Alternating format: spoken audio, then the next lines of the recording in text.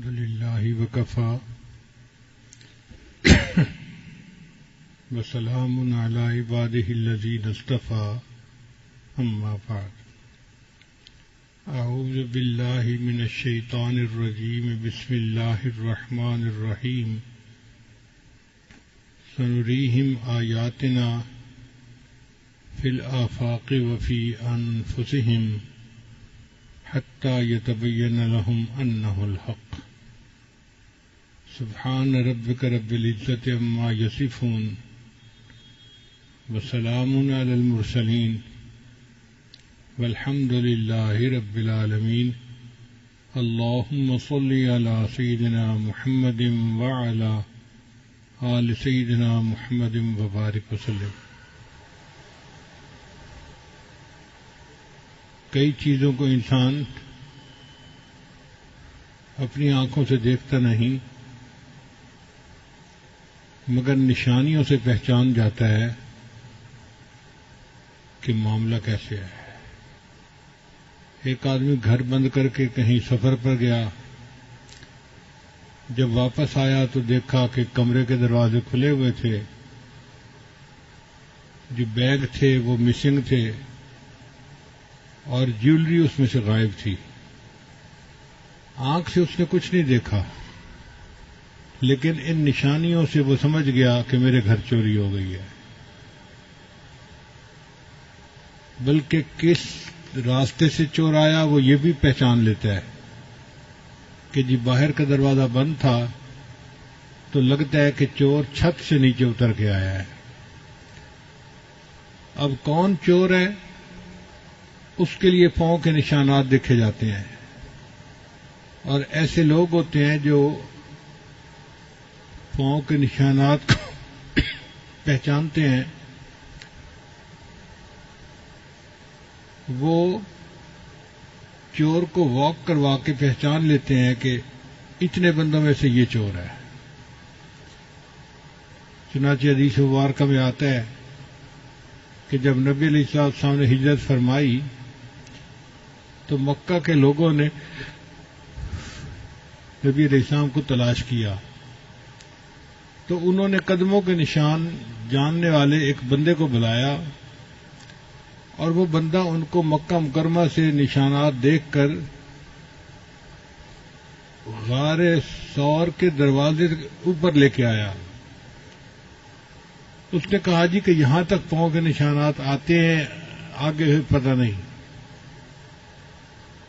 اب پہلی بات تو یہ تھی کہ وہ اگر یہاں تک آتے ہیں تو غار کے اندر بندہ ہونا چاہیے، مگر اللہ تعالیٰ نے غار کے دروازے پر ایک مکڑی کو جالا بنانے کا حکم دے دیا، اور ایک کبوتری نے اس میں انڈے بھی دے دیے. تو ان کفار نے جب دیکھا اس کے دروازے پر تو جالا لگا ہوا ہے، کبوتری نے انڈے دیے ہوئے ہیں، اس کا مطلب ہے کہ کوئی بندہ اس کے اندر داخل نہیں ہوا. سیدنا صدیق اکبر فرماتے ہیں کہ وہ لوگ اتنا قریب تھے کہ ہم ان کی آوازیں سن رہے تھے اور ان کے قدموں کو دیکھ رہے تھے. اگر وہ جھک کے دیکھتے تو شاید ہم تک ان کی نگاہ پہنچ جاتی، مگر اللہ نہیں چاہتے تھے، لہذا وہ نبی علیہ الصلوۃ والسلام کو نہیں دیکھ سکے. تو قدموں کے نشان سے اور باقی نشانیوں سے انسان معاملے کی حقیقت تک پہنچتا ہے. اب اللہ تعالیٰ اس کائنات کے خالق اور مالک ہیں، ہم ان کو آنکھ سے دیکھ نہیں سکتے، کان سے ان کی آواز سن نہیں سکتے، وہ ہمارے فہم و ادراک سے بھی بلند و بالا ہے، مگر نشانیوں سے اللہ کو پہچانا جا سکتا ہے. جو آیت مبارکہ قرآن مجید کی تلاوت کی گئی، اللہ تعالیٰ ارشاد فرماتے ہیں سنریہم آیاتنا، ہم ان کو عنقریب دکھائیں گے اپنی نشانیاں. فی الآفاق، آفاق کہتے ہیں جو انسان کے باہر کا جہان ہے. وفی انفسہم، اور ان کے اپنے اندر بھی. حتی یتبین لہم انہ الحق، حتیٰ کہ ان کے اوپر حق جو ہے وہ کھل کر واضح ہو جائے گا. اب یہ بات کی جا رہی ہے 1400 سال پہلے، جب سائنس کی بنیاد ہی نہیں پڑی تھی، دنیا ڈاکٹری کو نہیں جانتی تھی، سائنسی ترقی بالکل نہیں تھی۔ اس وقت قرآن مجید نے ایسی باتیں بتائیں جن کو آج کی سائنٹیفک دنیا تسلیم کرتی ہے، تو یہ اللہ تعالی کی قدرت کی نشانیاں ہیں۔ قرآن مجید صداقتوں کا مجموعہ، سچائیوں سے بھری ہوئی جماعت، ultimate realities of the universe, اللہ نے کائنات کی صداقتوں کو قرآن میں اکٹھا کر دیا ہے۔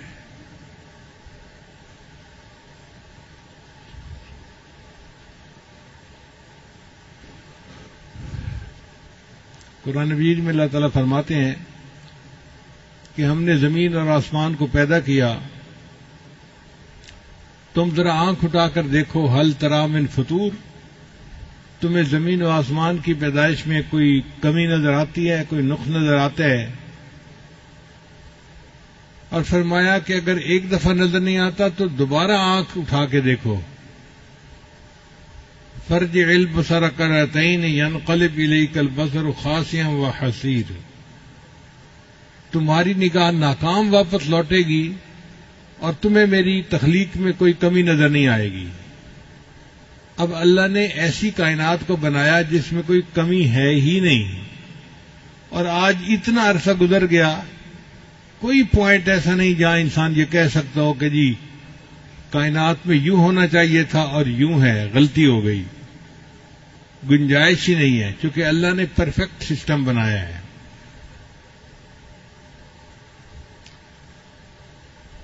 اللہ تعالیٰ ارشاد فرماتے ہیں قرآن مجید میں، خلق الارض فی یومین، اللہ نے زمین کو 2 دن میں پیدا کیا۔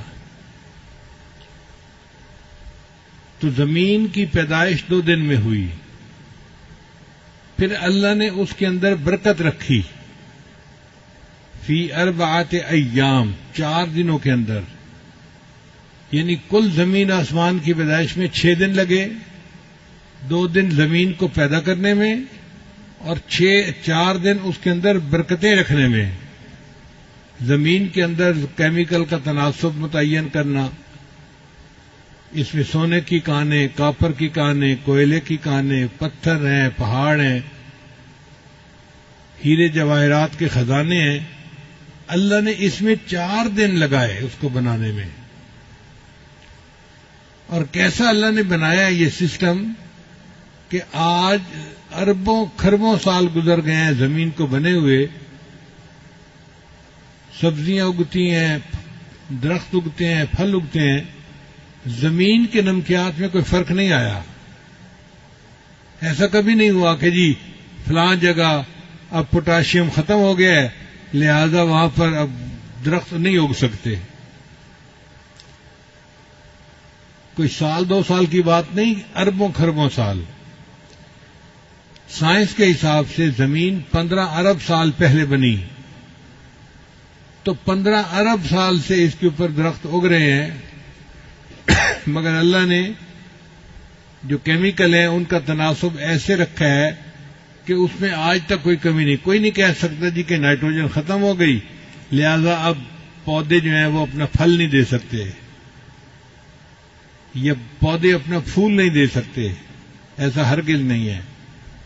اللہ کتنا بڑا ہے جس نے زمین کے اندر تناسب کو اتنا اچھا بنایا کہ آج اربوں سالوں کے بعد بھی زمین کے اوپر پھل اگتے ہیں، سبزیاں اگتی ہیں اور زمین کاشت کے قابل ہے۔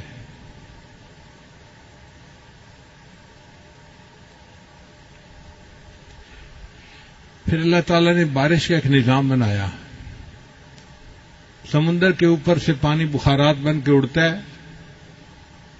اور بادلوں میں جاتا ہے، اور بادل اس پانی کو لے کر پہاڑوں کے اوپر آتے ہیں، وہاں آ کر بارش برستی ہے۔ پھر وہ پانی پہاڑوں سے نیچے آتا ہے اور میدانی علاقوں میں دریاؤں کی شکل میں بہتا ہوا پھر واپس سمندر میں آ کے گرتا ہے۔ ایسا ایکو سسٹم اللہ نے بنایا ہے کہ جو پانی سمندر سے جاتا ہے لوٹ کے وہی پانی پھر سمندر میں واپس آ جاتا ہے. آپ غور کیجئے، اگر اللہ تعالیٰ بارش برساتے کھاری پانی کی اور دریاؤں کا پانی کھاری ہوتا تو فصل کہاں ہوتی، انسان کو کھانے کو کیا ملتا؟ اللہ نے سمندر جو اتنا نمکین ہے اس میں سے پانی اٹھایا جو نمکیات سے پاک تھا، اور پھر میٹھے پانی کی بارش برسائی، اور میٹھے پانی کے دریا اللہ نے پوری زمین سے گزارے اور ہمارے لیے کھانے کا بندوبست کر دیا.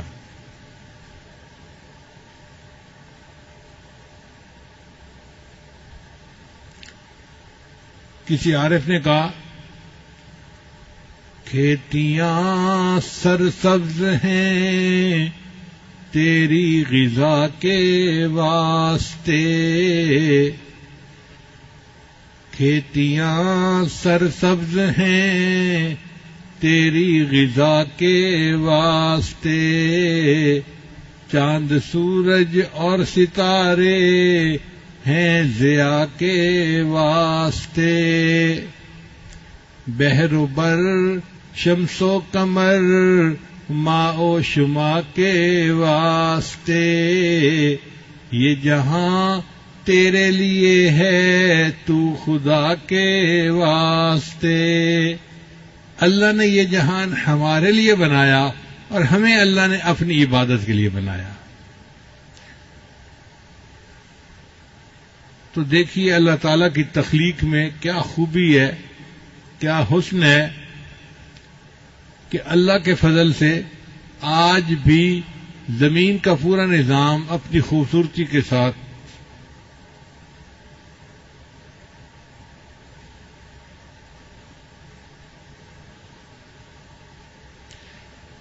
پھر قرآن مجید میں اللہ تعالیٰ فرماتے ہیں وَمِن كُلِّ شَيْءٍ خَلَقْنَا زَوْجَيْنِ، ہم نے ہر چیز کے اندر جوڑا جوڑا بنایا ہے. یہ چند الفاظ ہیں، اس کے اندر بہت بڑی حقیقت ہے.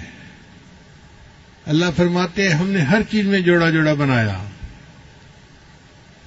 زمین اور آسمان جوڑا، مرد اور عورت جوڑا، نر اور مادہ کا جوڑا، دن اور رات کا جوڑا.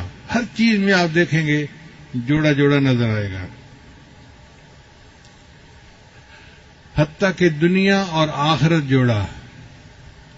اور سائنس نے یہ تسلیم کیا کہ اگر دنیا میں میٹر ہے تو اینٹی میٹر بھی ہے، تو میٹر اور اینٹی میٹر یہ بھی جوڑا بن گیا. آپ اس کے اوپر پی ایچ ڈی کر سکتے ہیں کہ پوری دنیا میں جو چیز آپ پائیں گے اس کا جوڑا ضرور موجود ہوگا. یہ 1400 سال پہلے قرآن مجید نے فرما دیا اور وہ بات آج بھی سچ ثابت ہو رہی ہے. اگر اور بڑھائیں تو دیکھیں پوری دنیا میں جتنے ریئیکشن ہو رہے ہیں کیمیکل کے وہ سب جوڑے جوڑے پر ہو رہے ہیں. ایک آئن پازیٹو ہوتا ہے، ایک نیگیٹو ہوتا ہے، آپس میں ایک دوسرے کے ساتھ بانڈ بنا لیتے ہیں اور کیمیکل ریئیکشن ہو جاتا ہے. پھر اگر انڈسٹری کی طرف آئیں تو مشینوں کی ایک زبان ہوتی ہے جس کو مشین لینگویج کہتے ہیں. وہ مشین لینگویج بھی 0 اور 1 کے ڈیجٹ پہ چلتی ہے. تو 0 اور 1 جوڑا بنتا ہے. اس جوڑے کے ساتھ پوری دنیا کے اندر کمیونیکیشن ہو رہی ہے. حتیٰ کہ جو چاند پہ لوگ جا رہے ہیں وہ زمین والوں کے ساتھ جب رابطہ کرتے ہیں تو اسی مشین لینگویج پر ایک دوسرے سے گفتگو ہو رہی ہوتی ہے. اس میں بھی دیکھو جوڑا جوڑا.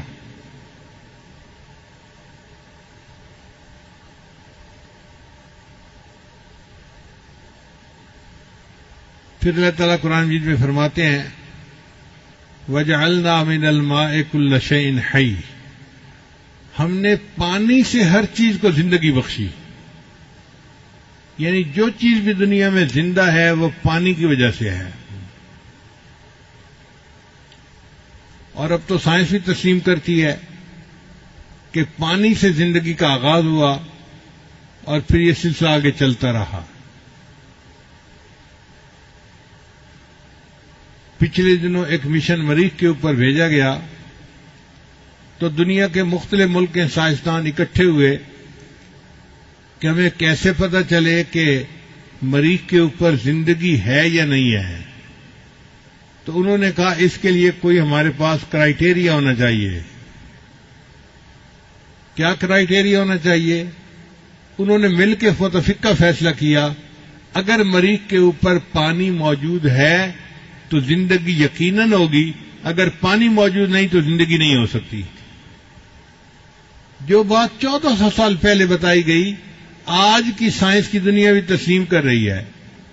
قرآن مجید نے کہہ دیا وَجَعَلْنَا مِنَ الْمَاءِ كُلَّ شَيْءٍ حَيٍّ، ہم نے ہر چیز کو پانی سے زندگی عطا فرمائی ہے.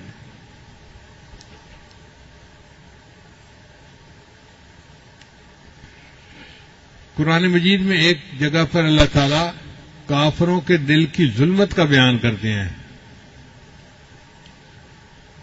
کہ کافروں کے دل میں اس طرح اندھیرا ہے جیسے سمندر میں اندھیرا ہوتا ہے. جب سمندر میں ہائی ٹائیڈ ہو، مد و جزر بہت زیادہ ہو اور اوپر بادل ہو تو سمندر کے اندر اس وقت ویزیبلٹی زیرو ہوتی ہے. اتنا گھپ اندھیرا کبھی نہیں دیکھا گیا. عام حالات میں کوئی بندہ سمندر میں ڈائیو کرے تو اس کو 2-4 میٹر نیچے جا کے روشنی محسوس ہوگی، لیکن جب مد و جزر ہو اور اس کے اوپر بادل آئے ہوئے ہوں تو پھر روشنی پینیٹریٹ نہیں کر سکتی اور بالکل گھپ اندھیرا ہوتا ہے. ایک عرب ملاح تھا جہاز کا، اس کا ایک دوست بن گیا، فرانس کا آدمی تھا. جہازوں کا سفر کرنے کی وجہ سے ان کی آپس میں دوستی ہو گئی. اس عرب نے اس اپنے فرانسیسی دوست کو قرآن مجید کا انگلش ترجمہ دیا کہ آپ اس کو پڑھیں. اب وہ فرانسیسی دوست چونکہ پوری زندگی کوئی 35-40 سال سمندر میں گزار چکا تھا، اس کو سمندر کے بارے میں ایک ایک چیز کا پتہ تھا. وہ قرآن مجید کو پڑھتا گیا حتیٰ کہ ایک جگہ پر اس نے پڑھا کہ کافروں کے دل میں اس طرح اندھیرا ہوتا ہے فی بحر لجی یغشا موج من فوقہ موج من فوقہ سحاب. جیسے کہ سمندر میں اندھیرا ہوتا ہے جب لہروں کے اوپر لہریں آ رہی ہوتی ہیں، ہائی ٹائیڈ کا ٹائم ہوتا ہے اور اوپر بادل ہوتے ہیں. اس نے زندگی میں اس کا تجربہ خود کیا تھا. اس کو پتا تھا کہ واقعی اس حال میں گپ اندھیرا ہوتا ہے.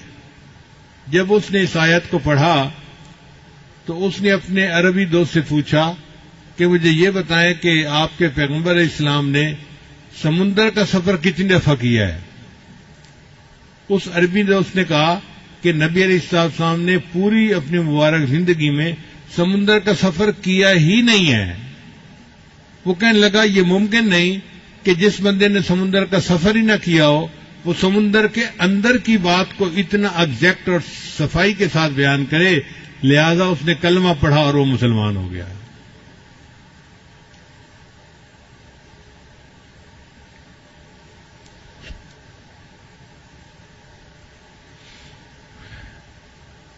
چند اور اللہ کی نشانیاں دیکھیے.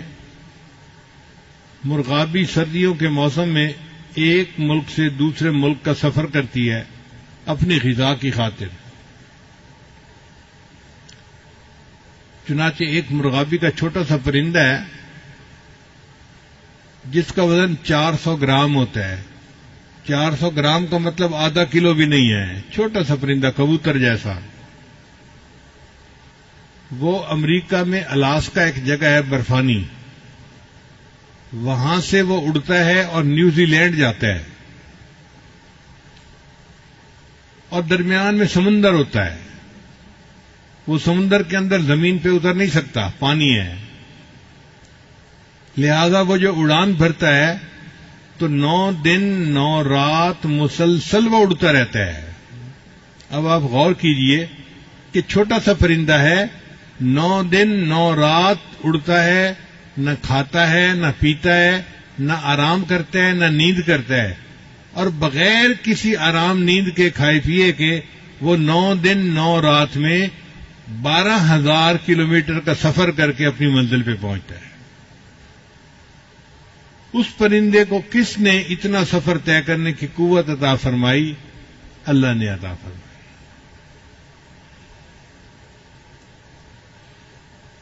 چنانچہ گدھ ایک پرندہ ہے، تو افریقہ میں ایک گدھ پائی جاتی ہے، اس کا نام ہے روفیل گریفن۔ یہ گدھ اڑتی ہے اور 37,000 فٹ کی بلندی پہ جاتی ہے، 37,000 فٹ کی بلندی پہ چلی جاتی ہے۔ وہاں پہ سرد ہوا کی لہریں ہوتی ہیں، یہ ان لہروں کے درمیان اپنا سفر کرتی ہے اور اپنی منزل پہ پہنچ جاتی ہے۔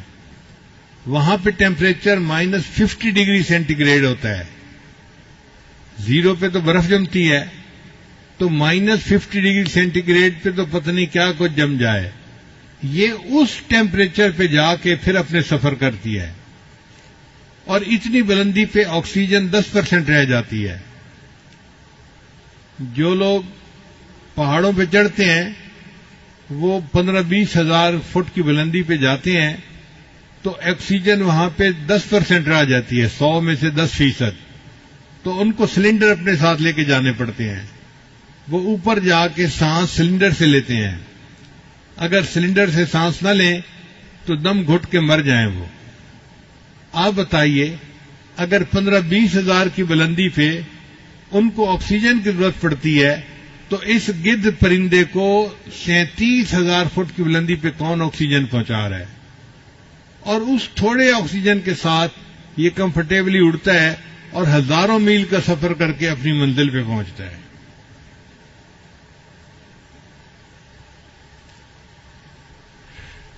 جاپان کے قریب ایک کھائی ہے، یعنی سمندر عام طور پہ تو چند کلومیٹر گہرا ہوتا ہے، لیکن وہ کھائی زیادہ کھڈا جیسے ہوتا ہے نا، گڑھا بن جاتا ہے، ایسے گڑھا بن گیا ہوا ہے۔ اس کا نام ہے ماریانا کھائی۔ وہ ماریانا کھائی اتنی بڑی ہے کہ اگر ماؤنٹ ایوریسٹ پر جو پہاڑ ہے دنیا کا سب سے اونچا، اس کو اس کھائی کے اندر ڈالا جائے نا تو وہ ڈوب جائے، اور اس کی چوٹی کے اوپر 2 کلومیٹر پھر پانی باقی رہے۔ اتنی گہری کھائی کہ ماؤنٹ ایوریسٹ پہاڑ پورا کا پورا اس کھائی کے اندر ڈوب جائے گا، اور اس کی چوٹی کے اوپر بھی 2 کلومیٹر پانی رہے گا۔ یہ کس نے بنائی؟ اللہ نے بنائی، جو قدرت والا ہے، جو جانتا ہے کہ اس کائنات کو چلانا کیسے ہے۔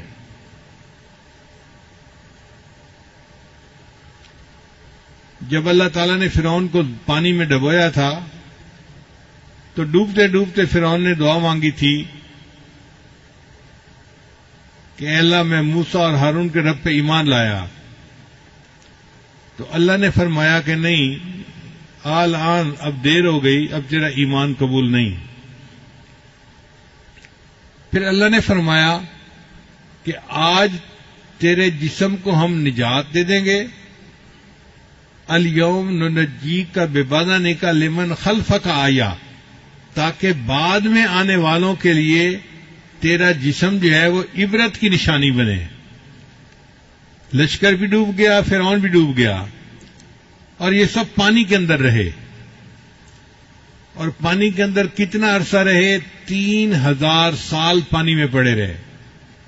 اس کو کہتے ہیں بحیرہ احمر۔ 3,000 سال فرعون کی لاش پانی میں رہی۔ پھر جب دریافت کیا گیا تو فرعون کی لاش کو سائنسدانوں نے نکالا،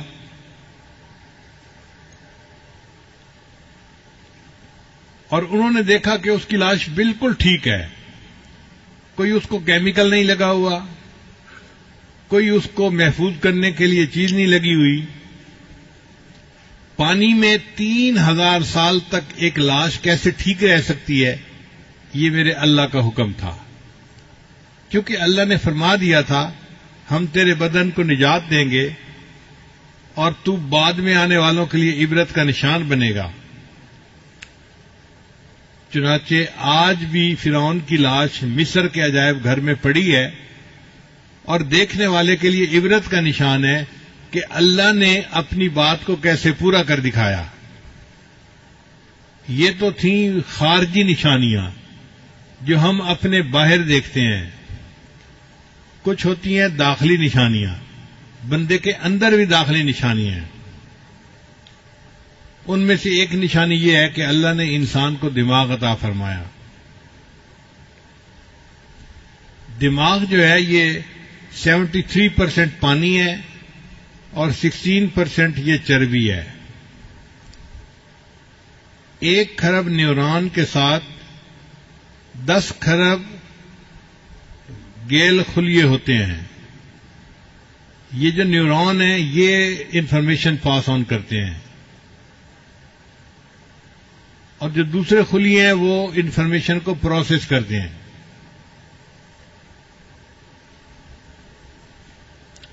کتنا انفارمیشن کو پروسیس کرتے ہیں؟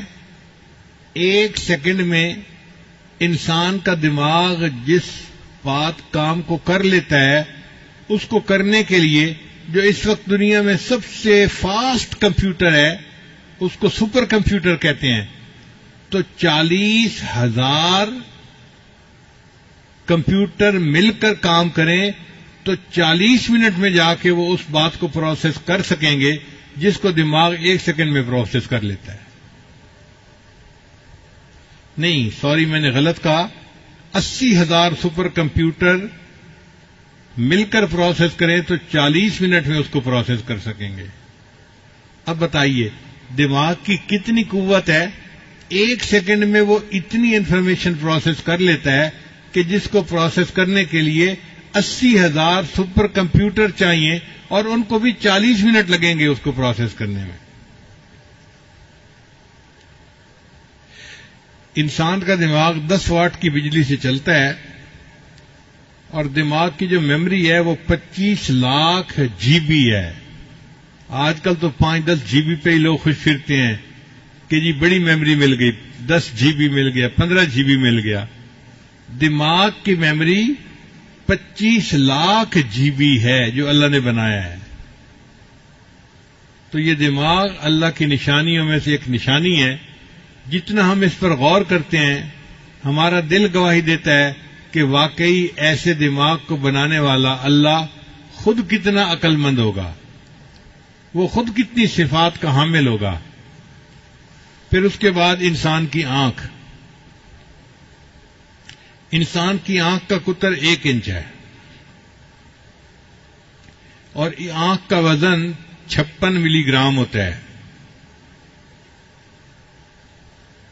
ایک انسان کی آنکھ 1 کروڑ رنگوں کے درمیان امتیاز کر سکتی ہے، یعنی رنگوں کے 1 کروڑ شیڈ ہونا تو انسان کی آنکھ ان میں فرق کر سکتی ہے، یہ الگ ہے، یہ الگ ہے، یہ الگ ہے۔ آپ اندازہ کیجئے کتنا پریسیژن ہے آنکھ کا، 1 کروڑ شیڈز کے درمیان بھی فرق کر لیتی ہے۔ دنیا میں جو بڑے سے بڑا اچھا کیمرہ بنایا گیا تو اس کی ایکوریسی جو تھی وہ 12 میگا پکسل کا کیمرہ ہوتا ہے۔ 12 میگا پکسل یعنی اس کی جو پریسیژن ہوتی ہے نا وہ 12 میگا پکسل ہوتی ہے، اور انسان کی آنکھ کی پریسیژن 576 میگا پکسل ہوتی ہے۔ اللہ اکبر کبیرہ۔ ایک آنکھ میں 20 کروڑ سے زیادہ کام کرنے والے حصے ہوتے ہیں۔ آنکھ کے اندرونی پٹھے دن میں 10 لاکھ مرتبہ حرکت کرتے ہیں۔ ہمیں تو پتہ نہیں چلتا، لیکن ہماری آنکھ کبھی ادھر دیکھ رہی ہوتی ہے، کبھی ادھر، کبھی اوپر، کبھی نیچے، تو آنکھ ہل رہی ہوتی ہے۔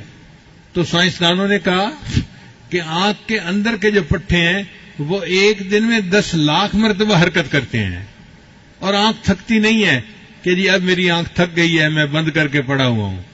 اتنی حرکت کرنے کے باوجود بھی آنکھ جو ہے وہ اپنی حرکت کے لیے موجود ہوتی ہے، فریش ہوتی ہے۔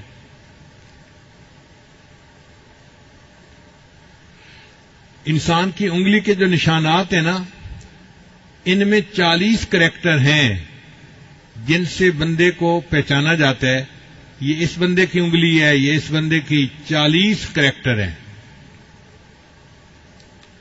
اور انسان کی آنکھ میں 256 کریکٹر ہوتے ہیں جو ایک دوسرے سے مختلف ہوتے ہیں. اسی لیے سیکیورٹی میں انگلی سے پہچان کرنے کی بجائے آنکھ سے پہچان کرنے کا طریقہ زیادہ مقبول ہے. آج کل بیرون ملک کا جب سفر کیا جاتا ہے نا تو کئی جگہوں پہ تو انگلی کا نشان لیتے ہیں اور کئی جگہوں پہ آنکھ کا فوٹو لیتے ہیں. تو بندہ حیران ہوتا ہے جی آنکھ کا فوٹو کیا لیں گے؟ آنکھ میں 256 کریکٹر ہوتے ہیں جس کی وجہ سے ایک بندے کی آنکھ کو دوسرے کی آنکھ سے پہچاننا بہت آسان ہوتا ہے. ایک لمحے میں پہچان ہو جاتی ہے یہ بندہ اور ہے اور یہ بندہ اور ہے.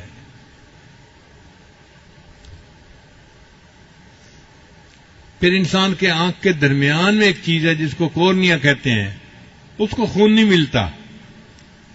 پورے جسم کی ہر چیز کو خون ملتا ہے، اس کو خون کی ضرورت نہیں ہوتی.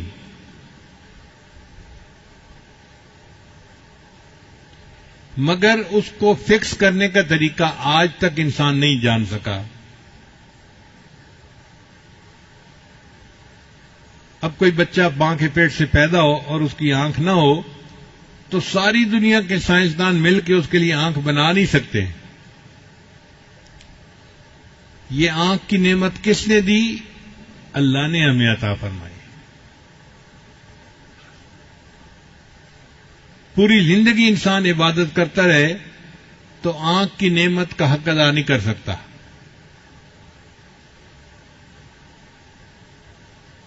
یہ کتنی بڑی نعمت ہے کہ ہم اپنی آنکھ سے اللہ کے گھر کو دیکھتے ہیں، نبی اسلام کے روضہ انور کو دیکھتے ہیں، اللہ کے قرآن کو دیکھتے ہیں، اللہ والوں کو دیکھتے ہیں، ماں باپ کو دیکھتے ہیں، اپنے پیارے بچوں کے چہروں کو دیکھتے ہیں.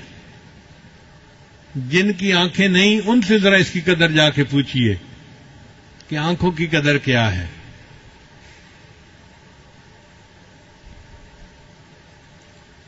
تو یہ آنکھ بھی اللہ کی نشانیوں میں سے ایک نشانی ہے. پھر ایک اور نشانی ہے انسان کا دل.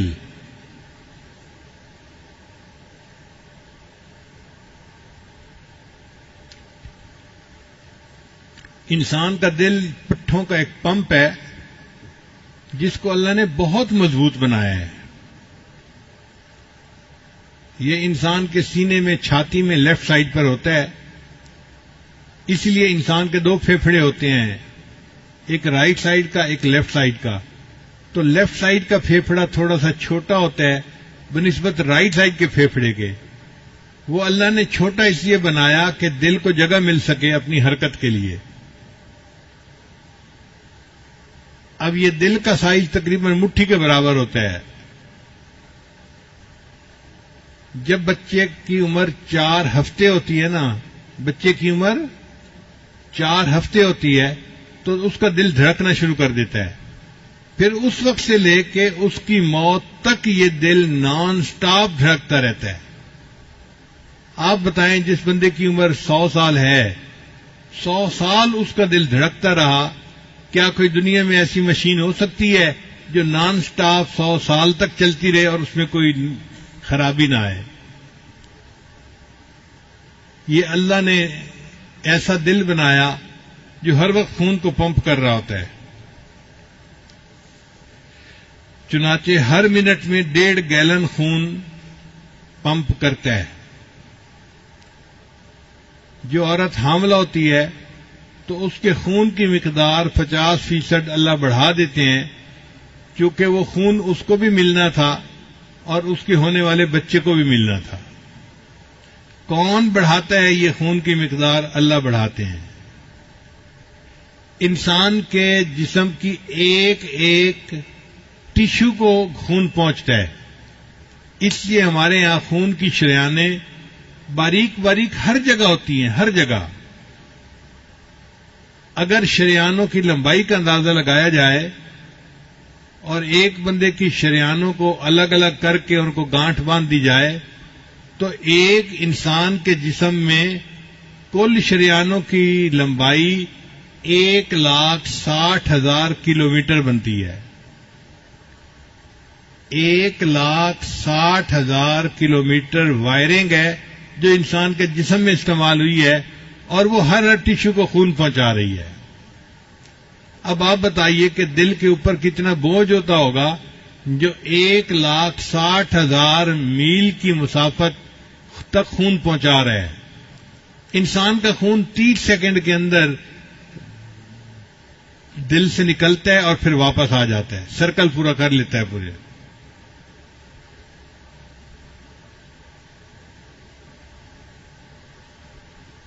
قرآن مجید میں اللہ تعالیٰ فرماتے ہیں لہم قلوب یعقلون بہا، اے کاش ان کے دل ہوتے جو انہیں عقل سکھاتے۔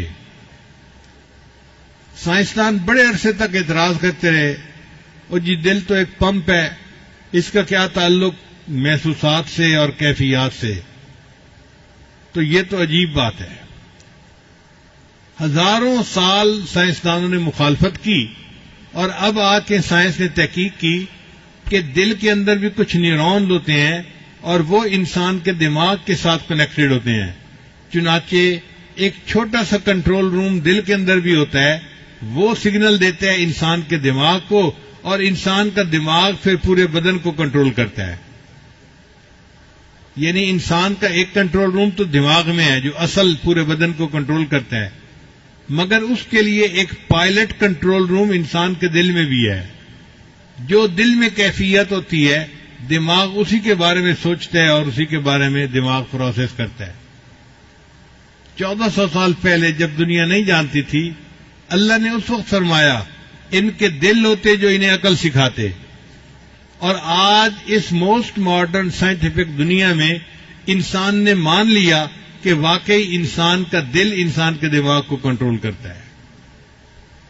تو یہ اللہ تعالیٰ کی قدرت کی نشانیاں ہیں، انسان کے اندر بھی اور انسان کے باہر بھی۔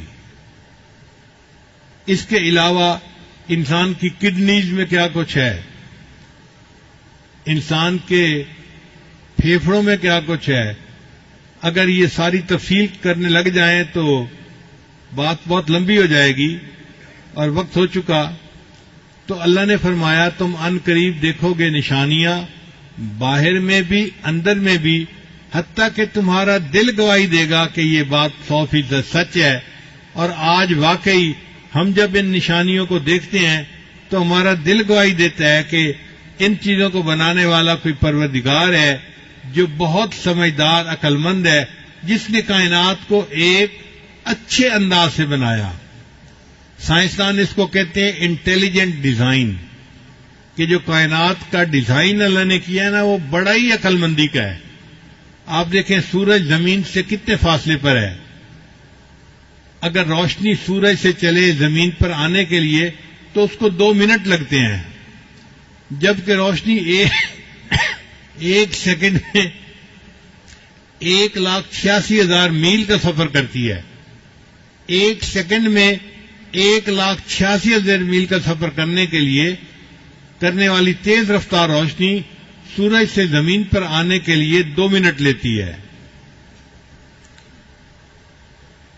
اگر یہ سورج کا فاصلہ آدھا ہوتا تو زمین پہ اتنی گرمی ہوتی کہ ہر چیز جل جاتی، نہ کوئی درخت ہوتا، نہ فصلیں ہوتی، نہ پھل ہوتے، نہ انسان ہوتا۔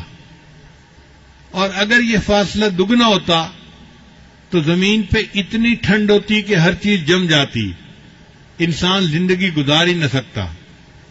اللہ نے زمین سے سورج کا فاصلہ ایسا رکھا، سردی بھی ہے، گرمی بھی ہے، خزاں بھی ہے، بہار بھی ہے، 4 موسم ہیں، اور 4 موسموں کی وجہ سے پھول بھی ہوتے ہیں، پھل بھی ہوتے ہیں، سبزیاں بھی ہوتی ہیں، اور انسان کتنے مزے کی زندگی گزارتا ہے۔